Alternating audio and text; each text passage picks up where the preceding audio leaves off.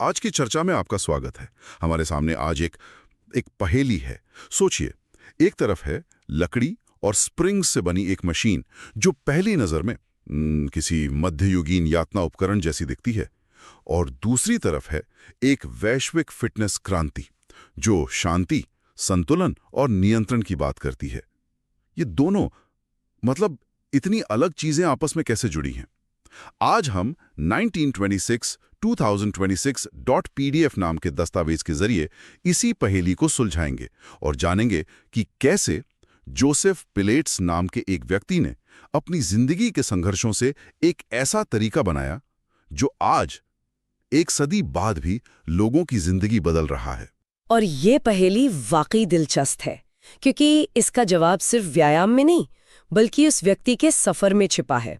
Joseph pellets का लक्ष्य कभी भी सिर्फ, आप कह सकते हैं, भारी भरकम मांसपेशियां बनाना नहीं था। उनका मकसद बहुत गहरा था, शरीर और दिमाग के बीच उस रिश्ते को फिर से जोड़ना जो हमारी आधुनिक जिंदगी में कहीं कहीं खो गया है।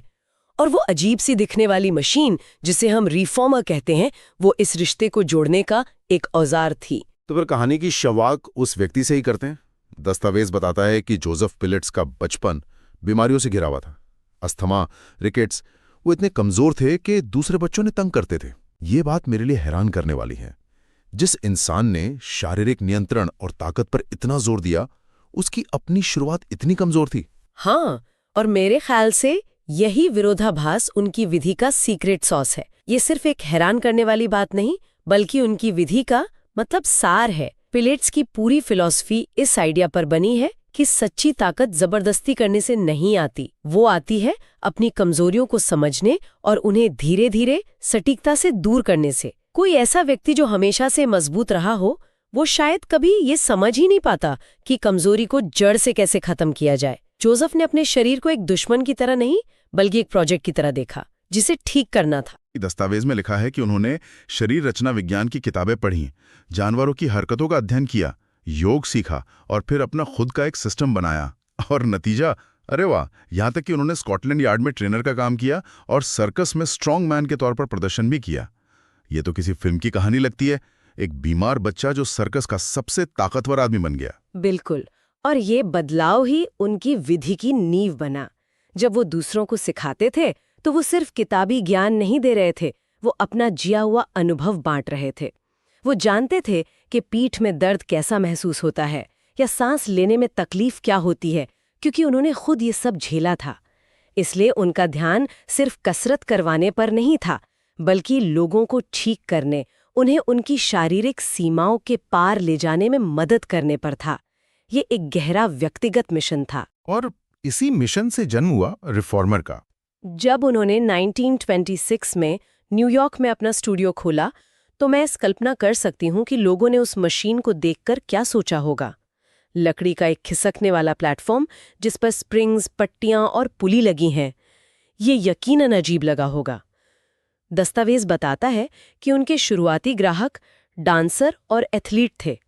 क्या उन्हें इसे आजमाने में डर नहीं लगा? शुरू में जरूर लगा होगा, लेकिन उन लोगों को नतीजों की तलाश थी और पारंपरिक तरीके शायद उनके लिए काम नहीं कर रहे थे। और रिफॉर्मर की खासियत यही थी कि ये सटीक और नियंत्रित प्रतिरोध देती थी। अब ये सुनने में थोड़ा तकनीकी लगता है, लेकिन इसे समझने का एक आसान तरीका है। सोचिए, जब हम वजन उठाते हैं तो हम गुरुत्वाकर्षण से लड़ रहे होते हैं जो हमेशा नीचे की ओर खींचता है। लेकिन रिफॉर्मर की स्प्रिंग्स आपको दोनों दिशाओं में चुनौती देती हैं, जब आप उन्हें खींचते हैं तब भी, और जब आप उन्हें धीरे धीरे नियंत्रण के साथ वापस जाने देते हैं तब भी। अच्छा, तो इसका मतलब है कि वापसी की हरकत भी उतनी ही जरूरी है जितनी कि खींचने की। ये तो आम जिम वर्कआउट से बहुत अलग है, जहां हम वजन उठाने पर ध्यान देते हैं, नीचे रखने पर नहीं। बिल्कुल सही, यही नियंत्रित प्रतिरोध है। और इसी वजह से शरीर की वो छोटी छोटी सहारा देने वाली मांसपेशियां भी काम करने लगती हैं, जिन्हें हम आम तौर पर महसूस भी नहीं कर पाते। ये सिर्फ बड़ी मांसपेशियों को फुलाने के बारे में नहीं था, ये शरीर के पूरे ढांचे को, उसके कोर को अंदर से मजबूत करने के बारे में था। दस्तावेज में लिखा है कि जोसेफ खुद दिखाते थे कि इस पर कैसे नियंत्रण और नज़ाकत के साथ हरकत की जाती है। वो अपनी शरीर को एक ऐसे औजार की तरह इस्तेमाल करते थे जो हर हरकत में माहिर हो। तो ये सिर्फ मशीन पर हिलने डुलने के बारे में नहीं था। ऐसा क्या था जो इन हरकतों को इतना असरदार बना रहा था? जरूर इसके पीछे कोई गहरा विचार, कोई नियम होंगे। बिल्कुल। और उन्होंने इन नियमों को 6 मुख्य सिद्धांतों में बांटा था: नियंत्रण, एकाग्रता, केंद्रण, प्रवाह, सटीकता और श्वास। नियंत्रण, एकाग्रता, प्रवाह, ये शब्द आज हमें बहुत आम लगते हैं, हर योग स्टूडियो या फिटनेस ऐप में सुनाई देते हैं। लेकिन सोचिए, 1920 के दशक में कोई इन चीजों को एक मशीन के साथ जोड़ रहा था। ये कितना अजीब और क्रांतिकारी लगा होगा लोगों को। बहुत ज्यादा। ये सिर्फ आधुनिक या फैशनेबल शब्द नहीं थे, ये उनके पूरे दर्शन के स्तंभ थे। रिफॉर्मर इन सिद्धांतों को व्यवहार में लाने का एक जरिया था। वो मशीन आपको मजबूर करती है कि आप हर हरकत पर ध्यान दें। आपका दिमाग भटक नहीं सकता। आपको सोचना पड़ता है कि आपकी रीढ़ की हड्डी सीधी है या नहीं, आपका कोर लगा हुआ है या नहीं, आपकी सांसें हरकत के साथ चल रही हैं या नहीं। ये आपको पूरी तरह से वर्तमान क्षण में ले आता है। मतलब ये एक तरह का मेडिटेशन इन मोशन है। आप अपने फोन या अपनी टू डू लिस्ट के बारे में सोच ही नहीं सकते, क्योंकि अगर आपका ध्यान हटा तो नियंत्रण भी हट जाएगा। आपने बिल्कुल सही पकड़ा। यही शरीर और मन का असली कनेक्शन है, जिसकी बात जोसेफ पिलेट्स करते थे। ये सिर्फ शारीरिक कसरत नहीं, बल्कि दिमागी कसरत भी है। आप अपने शरीर के साथ एक संवाद बना रहे होते हैं, उसे सुनना और समझना सीखते हैं। और इसका असर जबरदस्त था। शोध में कुछ ऐसी कहानियां हैं जो दिखाती हैं कि ये सिर्फ थ्योरी नहीं थी। जैसे एक डांसर की कहानी है जो चोट की वजह से अपना करियर खत्म मान चुकी थी, लेकिन पिलेट्स के साथ काम करके उसने न सिर्फ अपनी ताकत वापस पाई, बल्कि उसके मूवमेंट्स पहले से ज्यादा शक्तिशाली और अभिव्यक्तक हो गए। सोचिए, एक कलाकार के लिए ये कितना बड़ा बदलाव होगा, अपनी कला को एक नए स्तर पर ले जाना। हाँ, ये सिर्फ शारीरिक रूप से ठीक होना नहीं था, ये उसकी कला को एक नया आयाम देना था। उसकी कमजोरी ही उसकी सबसे बड़ी ताकत बन गई, क्योंकि अब वो अपने शरीर को पहले से कहीं बेहतर समझती थी। और एक और कहानी है एक ऑफिस कर्मचारी की, जो सालों से अपनी डेस्क पर झुके रहने की वजह से पीठ दर्द से परेशान था। उसने पिलेट्स शुरू किया और कुछ ही समय में उसकी मुद्रा सुधर गई और दर्द गायब हो गया। ये कहानी तो आज के दौर में करोड़ों लोगों से जुड़ी हुई है। और ये दिखाती है कि ये विधि सिर्फ एलीट एथलीटों के लिए नहीं थी। जोसेफ इसे हर किसी के लिए बना रहे थे, आम लोगों के लिए जो रोजमर्रा की जिंदगी की शारीरिक चुनौतियों का सामना करते हैं। उनका मानना था कि एक स्वस्थ रीढ़ की हड्डी एक खुशहाल जीवन की कुंजी है।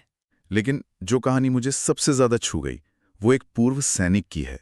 वो युद्ध की शारीरिक और मानसिक चोटों से जूझ रहा था। उसे ऐसा महसूस होता था जैसे उसका अपने शरीर पर कोई नियंत्रण ही नहीं रहा। पिलेट्स के जरिए उसे वो नियंत्रण और स्थिरता वापस मिली जिसे वो खो चुका मानता था। ये सिर्फ फिटनेस से कहीं बढ़कर है, ये तो किसी को उसकी जिंदगी वापस देने जैसा है। ये कहानियां दिखाती हैं कि ये विधि कितनी व्यक्तिगत थी, हर किसी के लिए अलग अलग मायने रखती थी। जब जोसेफ अपने छात्रों को रिफॉर्मर पर सहजता से चलते हुए देखते थे, तो दस्तावेज कहता है कि उनके चेहरे पर एक सुकून भरी खुशी होती थी। वो जानते थे कि उन्होंने कुछ क्रांतिकारी बनाया है। वो लोगों को सिर्फ व्यायाम नहीं सिखा रहे थे, वो उन्हें अपने शरीर पर फिर से भरोसा करना और नियंत्रण हासिल करना सिखा रहे थे। और शायद यही देखकर जोसेफ को एहसास हुआ कि उन्होंने सिर्फ नर्तकियों या एथलीटों के लिए कुछ नहीं बनाया है। उनकी विधि में हर किसी के लिए कुछ था, और यहीं से उनका सपना और भी बड़ा हो गया। हाँ, उनका सपना था कि उनकी ये विधि स्कूलों, अस्पतालों और हर घर तक पहुंचे। वो चाहते थे कि हर उम्र और क्षमता के लोग पिलेट्स से मिलने वाली ताकत, स्वास्थ्य और जीवन शक्ति का अनुभव कर सकें। ये एक बहुत ही समावेशी, एक बहुत ही लोकतांत्रिक दृष्टिकोण था, खासकर उस समय के लिए। उन्हें पूरा यकीन था कि रिफॉर्मर इस भविष्य को सच करने की चाबी है। दस्तावेज बताता है कि वो जिंदगी भर अपने अभ्यासों को और बेहतर बनाते रहे। रिफॉर्मर का डिजाइन भी समय के साथ विकसित हुआ, वो ज्यादा आकर्षक और कुशल बन गया। लेकिन जो मूल सिद्धांत थे, वो 6 सिद्धांत, वो हमेशा वैसे ही रहे। और ये बात बहुत महत्वपूर्ण है। उनका लक्ष्य सिर्फ बाहरी रूप से सुंदर दिखने वाली मांसपेशियां बनाना नहीं था। उनका लक्ष्य था एक बेहतर शरीर, एक बेहतर दिमाग और एक बेहतर जीवन का निर्माण करना। वो एक समग्र दृष्टिकोण अपना रहे थे, जहां शारीरिक स्वास्थ्य और मानसिक स्पष्टता एक दूसरे से गहराई से जुड़े हुए थे। और जोसेफ पिलेट्स अपने रिफॉर्मर के साथ दुनिया को ये नया रास्ता दिखा रहे थे। तो आज हमने जोसेफ पिलेट्स की पूरी कहानी को समझा, एक कमजोर लड़के के व्यक्तिगत संघर्ष से लेकर एक वैश्विक फिटनेस दर्शन के निर्माण तक।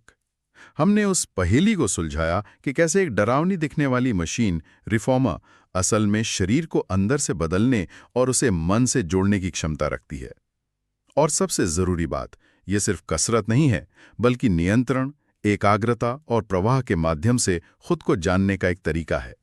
एक ऐसी विरासत जो आज भी जिंदा है और बढ़ रही है। दस्तावेज जोसेफ के इसी सपने पर खत्म होता है कि उनकी विधि को दुनिया भर में अपनाया जाएगा, जो आज सच हो चुका है।